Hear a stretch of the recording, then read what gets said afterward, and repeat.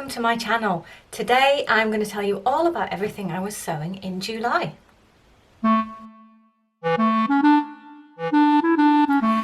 So we are here in my upstairs sort of hallway place because the rest of the room is infested with, rest of the house is infested with children.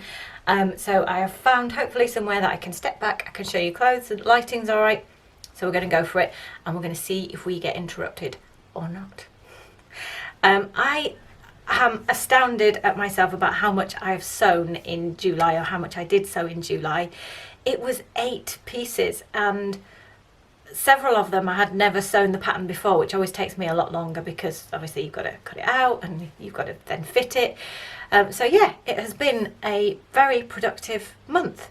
Now we're in August and I'm filming this on the 7th, I think. I never know what date it is. I know what day it is, just not what date. Slower. Everything feels slower. It's all got a little bit harder with people around. But anyway, I'm going to try and keep it upbeat, even if that might not be exactly how I'm feeling on the inside today. Here is a very upbeat dress. Well, is it a dress? Is it not a dress? I'm going to step back and you can have a look. So it looks like a dress, right? It is definitely made of the same fabric. It has a cowl neck here, and it has a skirt, and yeah, but it's not a dress. It is a top and a skirt. It's based on the Myrtle dress pattern by Seamwork, but I decided to split it into 2 halves. While we've got the shot of the bottom, I will tell you about the bottom section. So the bottom section is an elasticated waist skirt. So I'm just going to take this off here. So elasticated waist skirt, and the dress is an elasticated waist dress, so that's fairly easy to hack. I did not like how that looks as a division in the dress. I've got a dress that's made like this and it looks much more elegant. There's less bulk because of course you haven't got a top tucked in. So to cover up that, I made a belt. It is sewn on at the centre back and at this side it's sewn, but here, to allow the elastic to still stretch because it needs to, there is a popper there, and then there is a button here which has 2 buttonholes for the tie, because I tried tying it with a bow. I didn't like that either. So it goes like that, and then the bow, well, it looks like 2 ends of a tie, and it has a button. There are pockets, which is always a win.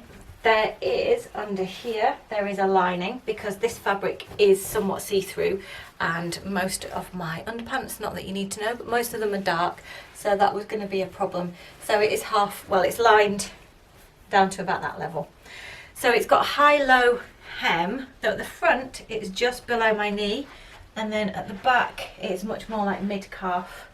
That was something I drafted into the pattern. I hacked the pattern like that the last time I made it. So the top, it is a cowl neck, so the front is very large. There you go.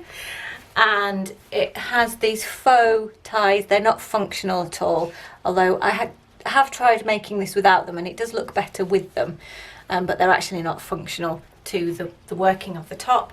The back is very flat. You can see how see-through that is because I've got a black bra. So yeah, I've got to be careful. But the front, you don't see that because the front is entirely self-lined. So the way this is made, there is a fold in the fabric here, which means that the front pattern piece is really, really long. Let me come back up onto my face. Hello. So I don't like this. There it is. I like the top, and I have worn the top out, and one of the reasons why I made this in 2 halves is because I honestly didn't think I was going to like it. This is fabric from Minerva Crafts, and there's nothing wrong with the fabric, but it's not what I thought I was getting. And what I should have done was actually sent it back and said, I'm not really inspired to sew with this. It's not what I was hoping I was getting, and it's, yeah. But instead, because I'm new to the blogger network and this was only the I think this might have actually been the first fabric that I sewed with him. I felt like, oh, I've got to do a good job. And I also thought, oh no, this is not what I signed up for. I signed up to get fabrics that I wanted to use. Anyway, I sewed with it, and I decided to make this dress combo. It looks okay. The problem is when I wear it, I just don't feel like me. That's one of the problems. I think it looks fine, but it doesn't look like me. It doesn't feel like me.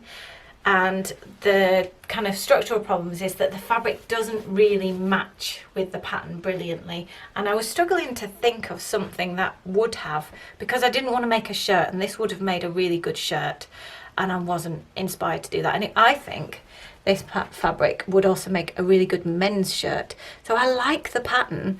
It doesn't have really any drape. It's very crisp. So you would need something, you know, maybe a shirt with lots of pleats would work brilliantly with this. But I just made quite a few, so that wasn't what I was into. So it was a poor kind of fabric, and what I wanted to make match, but I needed to make something, or at least I thought I did. I turned out I could have sent it back, but anyway. So this is what I made, and I don't think it's going to stay in my wardrobe very long. If I had a wedding to go to, maybe, but I don't really want to go to a wedding not dressed as myself. So yeah, starting with the thing I like the least that I made. In terms of technical sew, it's alright. In fact, it's good, but it doesn't feel like me. The top will probably stay, the skirt probably not. But we will see. It'll stay in my wardrobe for a bit. I'll probably look at it next year and I won't have worn it, and then it will disappear again. Anyway, let's move on to something that I do like that I've made. So here we are, and it is similar. So it's similar but different. So we have really wide legs. Give you a little dance. Pockets, but clearly trousers. So how is it similar? Similar in that this is not a jumpsuit. This is pretending to be a jumpsuit. I put on Instagram recently, I think I like clothes that lie, and I do seem to be making clothes that don't tell the truth at the moment. So this is trousers and a top. Move you upwards. It's based on the Myrtle dress that you just saw. This is the top, and can you see how this drapes so much differently? This fabric agrees with the pattern so much better. The Myrtle top half that I just hacked, so I kind of learned how to do it by doing it with the yellow dress, so that was helpful. And then the trousers are the Sallie Jumpsuit trousers. So they are trousers that are meant to be jumpsuit. They're really wide legged, and again they are elasticated waist, and I just cut them. It's the Sallie Jumpsuit is made in two parts. It has a waist seam, so to hack off the trousers, it is not even hacking anything off. You just make it as trousers. You do have to slightly shift how you make the waistband, because the waistband is made in the Sallie Jumpsuit pattern as part of the process of sewing the top and the bottom together. So I just made it a little bit longer so that you then have something to fold back and encase the elastic. Simple as that. That was the only change. They always come out really long on me, and I did want them pretty long, so they do. I don't know how well you've seen my feet. I go right down to my feet. So they do cover up my feet, and I have no shoes on at the moment, so you can see they are quite close to the floor. They're absolutely awful if you want to wear them in the rain. In fact, they're completely impossible to wear in the rain, because all you will do is soak up all the wet from the floor. But they're great to wear on a dry day, and I'm hoping we're going to get a few more of those. It's been so showery recently here, but this I do really like. I like the top and I like the trousers. I have worn them both separately. I haven't actually worn them together. I decided to do a jumpsuit that's not a jumpsuit because I'd made two jumpsuits recently, the Sallie ones, both of which I love. The rose pixelated print, which I think was 2 months ago, and the black and white scuba optical print, which I think I showed you last month. Both of those I really love, but I just thought, do you know what? I don't think I need a third exactly the same. So I changed the top, and I changed it into a top and a bottom, because having had the genius stroke, clearly not the first person to have ever thought of it, but the genius stroke of doing a dress that's not a dress with the yellow dress, I thought, oh, hang on a minute, I could do exactly that with this. This is a viscose fabric. You haven't seen it in a fabric haul because I got it and then I sewed it like that. I may actually show you it in a fabric haul that I'm going to film later today to go up in a few days' time, just for completeness, because I like to do that. But it is actually all used up. I think I used 3 meters of fabric to make this whole jumpsuit. It might have actually only been 2.5, but the front of this, as I said with the yellow version, it takes a lot because it is doubled, but there you go. I've pondered on whether you could just single it and have a hem here, and you could. There'd be times when the back of the fabric would show, but if you had very little fabric, you could do that. The other thing I did with this was I lowered the armhole. So I've got a vest on today, that's the vest. The armhole on the Myrtle dress that I've made and on the yellow version is really cut quite high. It is intended for knits, and I think that's probably where that cut comes from, that when it's higher it doesn't cut into you because the knits have got a stretch. I've actually always made it in wovens because I'm a contrary kind of person, and so I've found the armhole too high. And also when it has been hot and I want to wear a sleeveless top, I also want ventilation. I was talking about ventilation in my July favourites. So yeah, that is important to me. So I lowered the armhole with that one. So that is the 3rd and 4th thing I made. So I made 8 things this month, and I'm counting sort of the skirts and the tops and the top and the trousers as separates because they are separates. And this one, yeah, I feel like it's very successful. Let's move on and see what's next. So this is next. I would never have normally put these two together, but actually I think if I was having a super bright day, I might wear these together. Yeah. Funny what you do.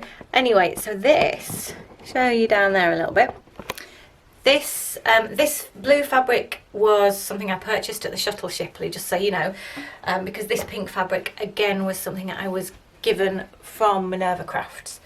So it is a scuba fabric, and the pattern is, go too far back, the pattern is the Morris Blazer from Grainline Studio, which is a very simple blazer pattern that is meant for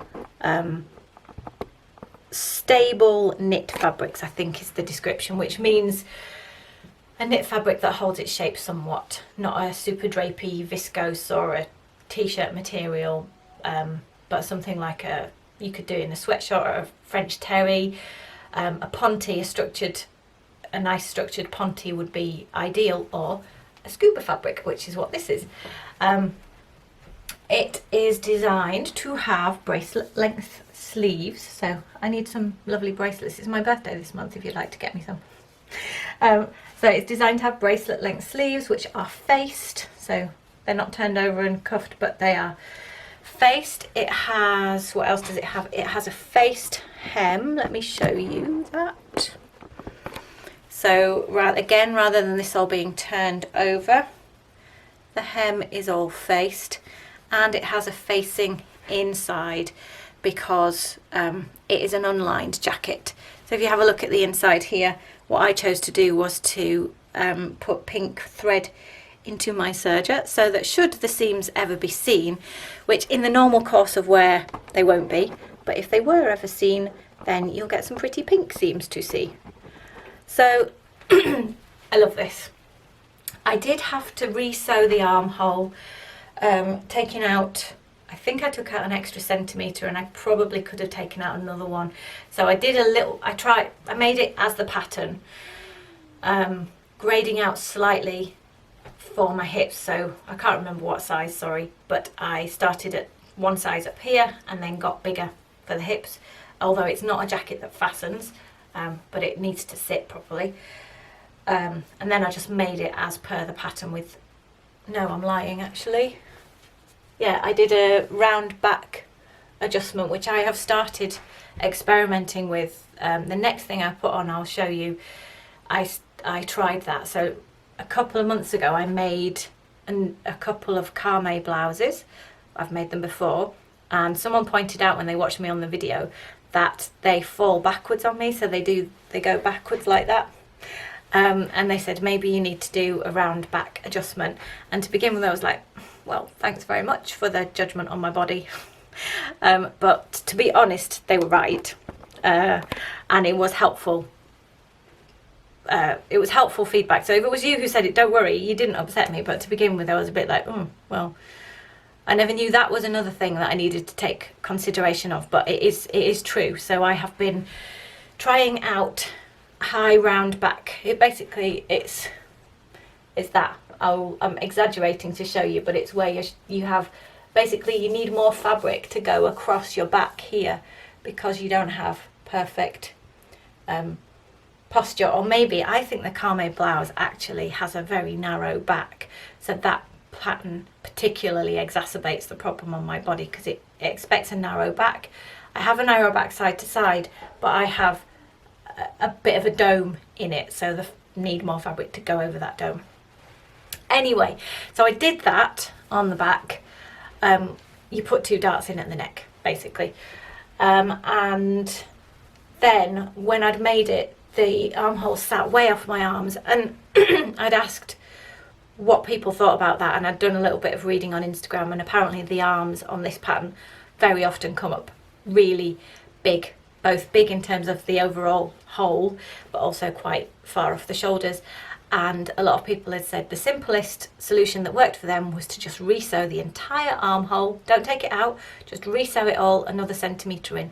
And that's what I did, and that worked. And I think I could have done it again. I could have taken 2 centimetres out, or at least 1.5 centimetres. But I'm happy with how it fits right now, because I do have narrow shoulders from here to here, even if I have that dome I just talked about. But I do have, the point from there to there is not wide, so quite often patterns do fly off my shoulders a bit too much. I faced, you are supposed to face, no, interface the facings here, the facings at the bottom, and the facings for the lapels. You interface them. I used woven interfacing, which again was a tip I picked up from Instagram reading and internet reading, because sometimes this collar part apparently is a bit floppy and doesn't hold its shape. So this fabric, it's quite a good fabric for holding its shape anyway, but certainly with the woven interfacing in there, which means using woven interfacing means that it takes the stretch out of that particular part, and it will hold its structure much better. So that worked really well there. I think actually for the cuffs and for the hem, the woven interfacing was a bit too full on, and I should have gone for knit interfacing. It doesn't make the jacket unwearable, it just means that those places move a bit less than I would have liked. But again, this is a really structured fabric, so how much they would have moved anyway, I'm not quite sure. Lots of people have made this in wovens if you look online, and lots of people have also lined the jacket, so it's quite common that people line it. I haven't, but if you're interested in doing this and including a lining, then you will find loads of advice online about doing that, because this has been a really popular pattern, and I can totally see why. This is not going to be the last one of these I make. Let me give you another twirl. It feels like a cardigan when you're wearing it, but it looks really put together. I adore this fabric. I just love how in your face it is, but also I don't find it difficult to wear. I mean, that's a really personal thing, but like I say, I'm not a print matching type of person, but actually I like those two together. I would have been wearing this with a plain t-shirt underneath and with jeans, so that this is the star. It doesn't fight with anything else, but it's also pretty cool for print matching. I'm loving these two together. Anyway, I'll just admire myself. Talk amongst yourselves and I'll just have a little look. So this is the Morris blazer from Grainline Studio, and I love this and I love how it's turned out. So let's move on and see what else I've made. Ta-da! So this is 2 different patterns, and I'll talk about the top one first. Getting more and more dishevelled as I get dressed and undressed. So this is, if I remember rightly, It's called the 11th of February Origami Blouse, I think. And the pattern company is called You Made My Day Patterns. I hope I've got that right, but of course I'll put a caption on. It attracted me because it's got loads of interesting details. So rather than just being a run-of-the-mill blouse top, it's got lots of different details. It has this pleating down here. Okay. It has the, I think they're Star Trek, so these shoulder, what do you even call those? I don't know, shoulder things. I like them, but I don't know what to call them. And also, I don't know how much you're going to see the sleeves, but it has pleated sleeves. So there is a pleat that goes from here to there and from there to there on both sides. There is a short sleeve version of this blouse, which I believe the pleating, no, there is a long sleeve version of the blouse, and the pleating is right down at the cuff here, I think. I will insert line drawings. The fabric is a bedsheet that I dyed, so I showed a bit of that process on my Instagram, which is Joey Sewy. I'm Joey Sewy anywhere that I'm talking about sewing. So it was a white bedsheet, and I did a concertina fold tie-dye effect. So you basically, you fold your fabric lengthways, and then you fold it widthways, and you end up with a little square parcel that you then tie around, and the edges are what then get dyed, because I put it in the bowl of dye that way around, and then that way around, and then that way around, and then so you put all the edges in, and you can put the face of the fabric in as well, but surprisingly little dye gets through. So that's where we've got this square pattern from. And then the details I just put in not folded, so they are the parts of the fabric that got full dye treatment. And I love how the dye turned out. I really love how the dye turned out. The pattern I like. I'd say I don't love it. Where's my face gone? Hello. It wasn't easy to follow. It's a pattern that is made, originally written in French and translated. I think it's translated into Spanish as well as into English. So huge kudos for doing that at all. But some of the translation is a little bit clunky, and around where you're doing these things, I was able to work my way through it because I'm quite an experienced sewist, but I think if you were a beginner, you might really fall off the rails trying to work out how to follow it. But following instructions is a really personal thing as well, so it may be that you get on perfectly fine with it. You know, how information goes into everybody's brain differs. Particularly the pleats, I just had to throw away how they were describing how to do the pleats. I didn't recut, but I think they should go a little bit higher up there, but I could not get the number of pleats in with the approximate right sort of density of pleats and how close they were together in the length of fabric. And because I dyed everything, what I'd done is I'd cut large-ish rectangles, but bespoke for each pattern piece, and then dyed it because I didn't have a lot of dye or fabric to work with. So I literally had no more, and I couldn't, even if I dyed it, it wouldn't have matched. So I had what I had, so I couldn't recut, and I really struggled to get that out. That was something I struggled with. The pleat on the sleeves, if you practice with the paper pattern piece, it's actually really simple. The description of how to do it, again, I didn't find brilliantly, but it was translated, so you know, I couldn't write it in French.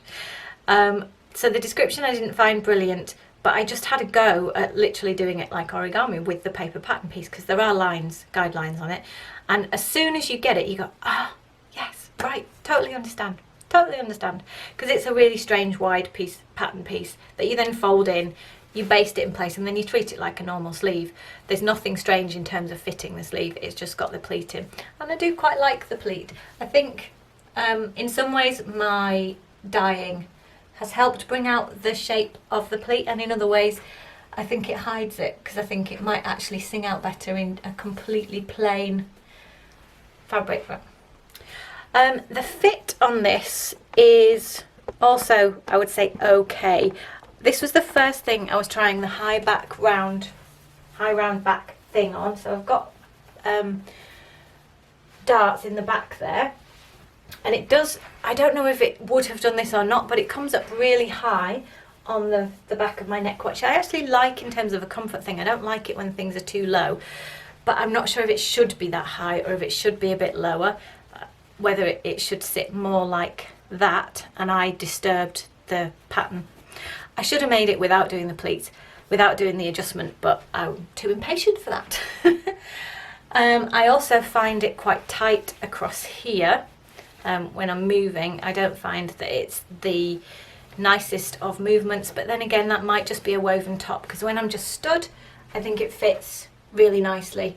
I wish I'd made it a bit longer, because I don't know, I just feel like it's difficult to tuck in, although if you have high-waisted items it's alright, but it's not the most brilliant length to tuck in on a normal below the belly button waist, which these are. So yeah, it's middling. I have worn this and I do like it, but I don't know if I'd make it again, not sure. So second to last is the shorts that I am wearing. So I'm going to have to move the camera down. So unlike having made a pattern new, these are a pattern I've made a zillion times, although not really as shorts, and I cannot tell you how privileged you are to see my legs. This is a new thing for me. So this is the Thurlow trousers, my very favourite trouser pattern, I think. Maybe Ginger Jean's joint favourite. But yeah, Thurlow trousers, but as shorts, and the pattern does come as shorts as well as trousers because the legs are slightly wider. This fabric I got in Lanzarote. In terms of the adjustment, I adjusted the pattern so long ago I can't really remember. Ooh, that's close. Yeah, I can't really remember what adjustments, but basically I have wider hips than I do waist, so I adjusted it that way. It has welt pockets. It has normal pockets at the front. I'm going back down again. So it has normal trouser, tailored trouser pockets at the front, which are drafted to sit slightly away from the body, which you might think adds bulk, but I actually find them quite flattering and certainly makes them easier to use, so they are nice and functional. It has a fly, which is faced, and that is the lining fabric that I chose. I don't know if you can see that, so I might show you the inside in a minute. Oh, I can pull my pocket inside out. So there you go. There's your lining fabric. So at the back, there are these welt pockets, which I really like. And welt pockets aren't anywhere near as scary as you might think. And then there's a fully tailored waistband. There's a bar and hook fastening there. And I think there should be a button here and I forgot to do that bit. So I love them. These are the second pair of shorts I made.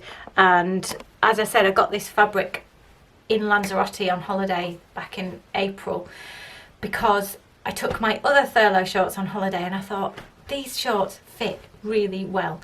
They're the only real pair of shorts I had. I don't wear shorts very much, or I didn't. This summer has been a bit different actually. And I'm not going to wear shorts if I only have one pair.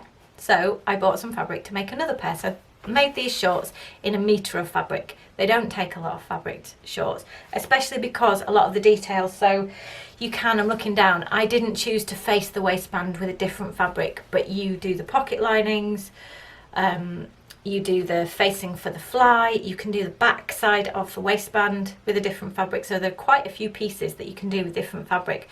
And actually the first pair that I made the entire waistband with a different fabric, and I made the pocket facings with a different fabric, so the little bit here was a different fabric as well. So if you've got hardly any fabric and it's not great for a top, shorts is the way forward, and making the details out of something else so you can mix them together, that works really well. Well, I like it anyway. So these are the Thurlow shorts. I have one more thing to show you, so hold on there. I'll go get changed and I'll show you. I totally lied. I have 2 things, and the thing I forgot is my favourite thing of the whole month.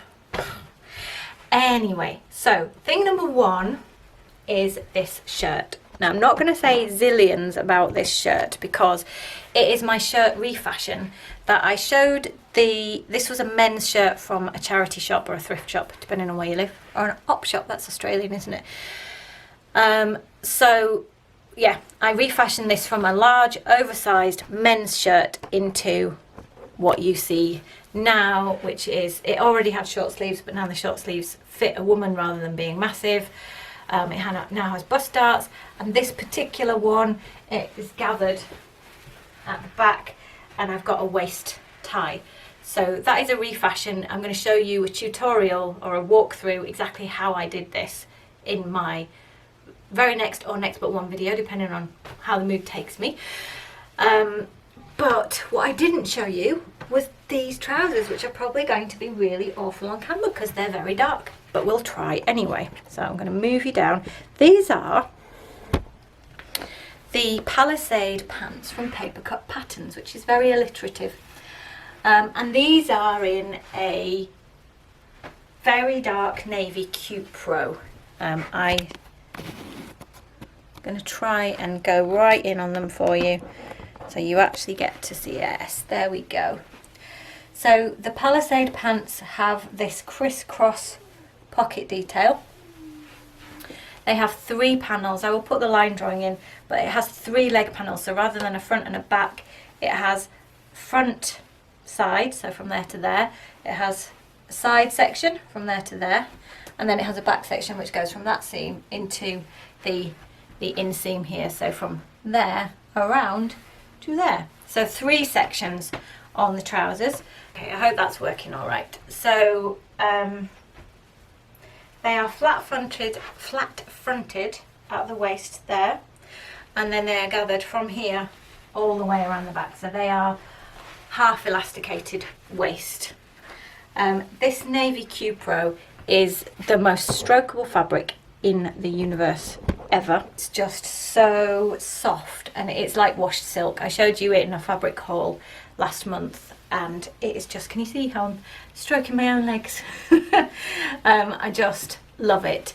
Now, I also mentioned, and on Instagram last month showed, or maybe towards the end of June, anyway, the first pair of Palisade patterns I made were in a grey fabric, and once I'd finished them, I was pleased with them, but the process of making them was really tough, because the fit was really, really hard. I found having 3 seams, I've kind of got my head around how to fit trousers in a traditional way. You've got an inside and out, an inseam and an outside leg seam. I'm sort of okay with working out how that works, but to try and fit these, it just made my brain melt. It was really, really hard. So I didn't have fun doing that. But by the time I got to these trousers, I had got the fit down, because those grey ones were my sort of test pair, although I did do another test pair before that anyway. So this sew was a dream. It was reaping all the rewards of how hard it had been to get to this point. So I had already adjusted all of the pattern, and it did need a lot of adjustment. But that was great. The other thing that I did was, so this pocket here, I'm going to put in a picture of the pocket from the pattern details. It is crisscross. Now, in the pattern, you end up with 5 thicknesses of fabric at your hip. And that is exactly how I made it on my test pair and on my grey pair. 5 thicknesses of fabric. And when I came to do this, I had come to the conclusion that that is madness. It is, I do not know why they didn't pare down the pattern and take out some of that bulk. So what I have done is, the reason why you end up with 5 thicknesses of fabric is that every single piece that you see in that crisscross is a piece that comes down to be a pocket bag. Okay, so every piece to the depth of the pocket bag comes all the way back, all the way down, and it's unnecessary. Yes, you end up with 2 layers of pockets, so you basically have 1 pocket in front and one behind, but you're never going to use that on your hips. I mean, unless you actually want to look like a donkey carrying a pack on either side, you're not going to use that. Yes, you might use one, and I'll put my phone in it and I'll put my hands in it, but 2 layers of pockets, really? Never going to use it. So I love how it looks, but I didn't want all of those layers of fabric. This is thinner fabric than the grey one because it's quite an issue on the grey one, but I didn't want that. So basically I just worked out, so here this is now, whereas before it would have been shown here and then you could have put your hand down there and you would have 1 layer of pocket. Here it is literally just a triangle that is sewn into that seam there and sewn in there and folded there, so it's a tiny little pattern piece. This piece should have been, how was that different? Yes, that should have been open and you should have been able to get your hand down there. So those pieces are cut together, cut in half, and all there is a seam there rather than actually being doubled and going all the way down, because the pocket bag finishes about here. I don't think I'm describing this very well, but what you end up with is all that is a triangle. There are 2 layers here, and actually you could take one of those out. If you were willing to sew a line for the pocket bag, you could reduce another layer, because at the minute there is 1, 2, there are 3 layers at the pocket bag, so you've got leg and then 2 layers for the pocket bag, and you could lose another one of those for sure. So I just pared all of that down because it seems to me that it didn't make any sense, and we're all different, you know, and I didn't draft this pattern, so it's not my business how it's made, but it didn't make any sense to me because I'm just not going to use a layered pocket. But I love these trousers because I took the time to fit them. They fit really well. They are so soft. Did you see me stroke my own legs? Yes, you did. I'm quite pleased with, I guess, my own adjustment to the pattern to pare down those pockets. The elasticated waist makes it super comfortable, but having the flat band at the front means it's flattering over your tummy. And I don't actually, earlier I said the Thurlow trousers were my favourite pattern, and they are, but they are wide legged. So these are what gets called peg leg, doesn't it? So they're narrow at the bottom, and other than the ginger jeans, which are skinny all the way down, I don't have any trousers that are this shape. So this is a really new kind of door opened to a different style of trouser. Yes. It's been another long one, but that's because I thought I had 8 things and it turns out I had 9 things to show you. No, I don't know where I found the time to do all of that either. Thank you very much for watching. I hope you enjoyed all of this, and because I love you so much, there is going to be a second version of this, which is the dance version of what I've been sewing in June. It will be very short, but it's going to be me dancing in all the clothes. I have no idea how that will work out, but I've said it out loud now, so I've got to do it. I was inspired by seeing other people do their dancing on Instagram, so shamelessly I thought I'd copy, because I love to dance and I love to sew and I liked how that looked. So let's have a go. It will be a separate video that will go up more or less at the same time as this one, and yeah, let's see how that one happens. Thank you very much for watching, and I will see you again next time. Bye for now.